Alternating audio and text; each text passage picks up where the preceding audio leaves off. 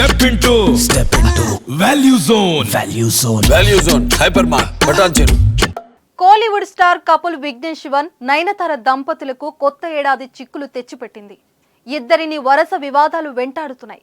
పాపం విఘ్నేష్ శివన్ ఏది చేసినా సరే అది బెడిసి కొడుతుంది.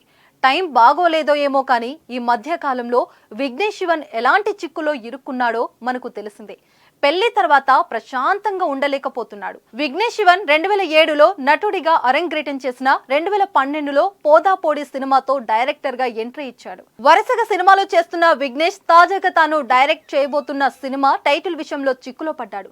రీసెంట్ గా ఆయనకు పెద్ద సంస్థ నోటీసులు జారీ చేసినట్లు వార్తలు వినిపిస్తున్నాయి. తమిళంలో పేరు ఉన్న దర్శకులలో విఘ్నేష్ కూడా ఒకరు. ఈ విషయం ప్రత్యేకంగా చెప్పనక్కర్లేదు. నా పేరు రౌడీ లాంటి చిత్రంతో గుర్తింపు తెచ్చుకున్నాడు. కొన్నాళ్ల ముందు హీరోయిన్ నయనతారను పెళ్లి చేసుకున్నాడు. రీసెంట్ గా LIC అనే పేరుతో ఓ కొత్త సినిమాను తీయబోతున్నట్లు అధికారికంగా ప్రకటించాడు. ప్రదీప్ రంగనాథ్, కృతి శెట్టి హీరోయిన్లుగా నటిస్తున్న ఈ సినిమాకి సంబంధించిన చిత్ర షూటింగ్ త్వరలోనే ప్రారంభం కావాల్సిందే. కానీ ఇంతలోనే అడ్డంకులు ఎదురయ్యాయి.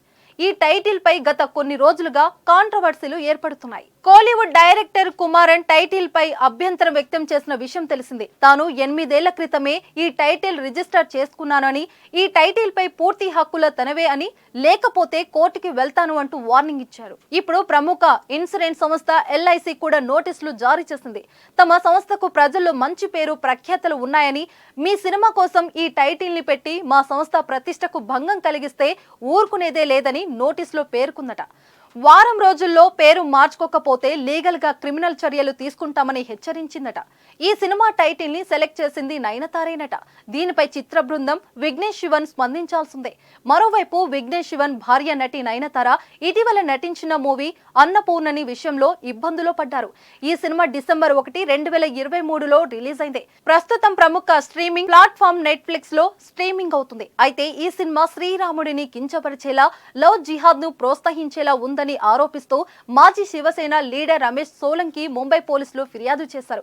ఈ సినిమా డైరెక్టర్ నీలేష్ కృష్ణ నయనతారతో పాటు నెట్ఫ్లిక్స్ పై కూడా చర్యలు తీసుకోవాలని కోరారు. ఈ వివాదాల నుండి విఘ్నేష్ శివన్ నయనతార జంట బయటపడతారా లేక క్రిమినల్ చర్యలు తప్పవనేది వేచి చూడాలి.